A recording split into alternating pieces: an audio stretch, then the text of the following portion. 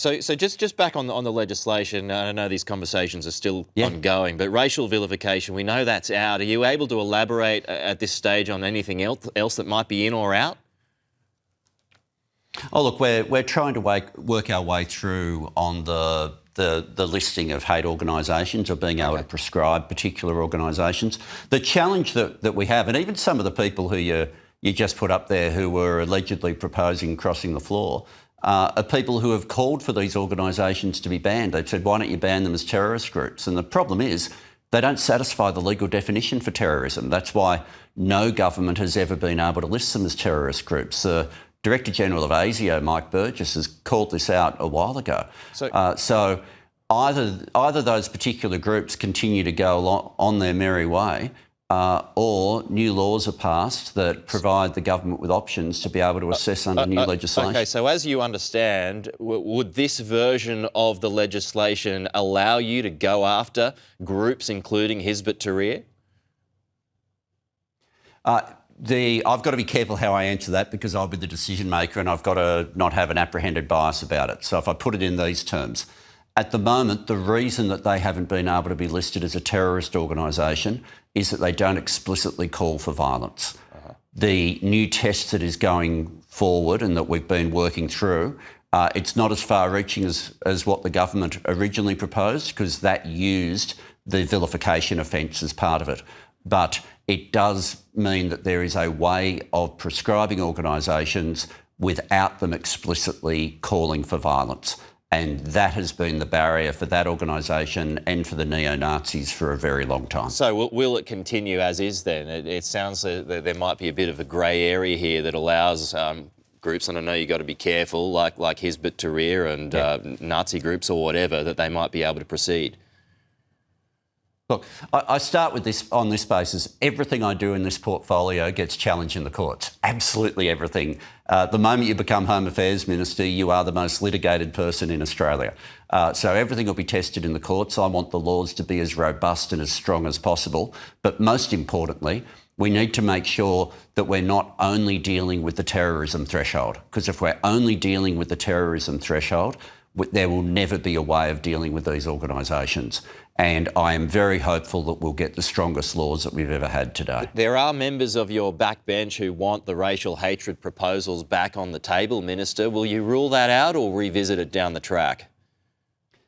We've got to deal with the parliament that we have. And I can't see a pathway in the current parliament. The truth is, if we were specifically being asked a few weeks ago to recall the parliament before Christmas to bring in tougher laws against hate speech. And then it's turned out the tougher laws against hate speech in particular are the exact things that we can't get parliamentary support for. If we can't get parliamentary support for that, that didn't have many friends outside of Parliament. I beg your pardon? Those laws, though, didn't have many friends outside of Parliament, though, as well. Was it just poor policy? Well, importantly, they had the support of the Executive Council of Australian Jury. And I think when we're in the immediate aftermath of the Bondi massacre, that really mattered. That really mattered.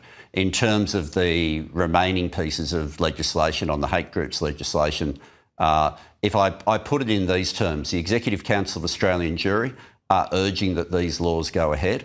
It's been publicly reported that senior figures among the neo-Nazis have been told to lobby members of the coalition to try to stop it. When the Jewish community is saying these laws will help and the Nazis are saying you should stop these laws, I think I know which side of that equation I want to be on. Just a couple of quick ones. I know you've got to go, but as we just reported, your gun reforms, they'll pass with the Greens, but Queensland isn't going to buy into it. How does that affect your plans, if at all? Oh, look, the negotiations with the states never end. They go back and forth, and I deal with all the states respectfully. So all that's in the legislation today is the capacity to conduct a buyback. What the buyback then involves and all the details around it are still up for negotiation with the states, and I've had meetings with my state counterparts around that. But I think it's really important in these negotiations that I treat the states respectfully. Can I say one of the most important parts of the legislation today, though, will be the capacity for our intelligence agencies, for their information that they hold, to be something that is part of gun licensing. I think across the board, people want to make sure that when a gun licence is issued, all the information that's held, whether it be ASIO or the Criminal Intelligence Commission, that information is able to be used to just assess whether there's alerts on whether or not someone should have a gun licence. And effectively, you look at the different things that will go through in the legislation that's been agreed with the Greens. People ask me, well, what would this have meant for Bondi? Does this mean instead of 6 firearms, they would have had 4? For those particular individuals, it would have meant they were entitled to 0, none. Okay.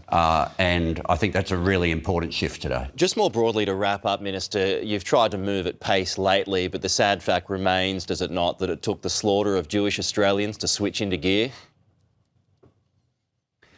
Can I say that things that happened before, things that happened before the massacre should not be forgotten and are not insignificant. The establishment of the anti-Semitism envoy matters. Starting Operation Avalite with the Australian Federal Police and ASIO matters. The laws that we passed on hate crimes, on hate speech and on hate symbols all matter. Yes, there is always more to do, and even after this week, there will continue to be more to do. We are dealing with an ancient form of hatred in terms of anti-Semitism, and the fight against that will not end. So these changes won't yet ensure the safety of Jewish Australians?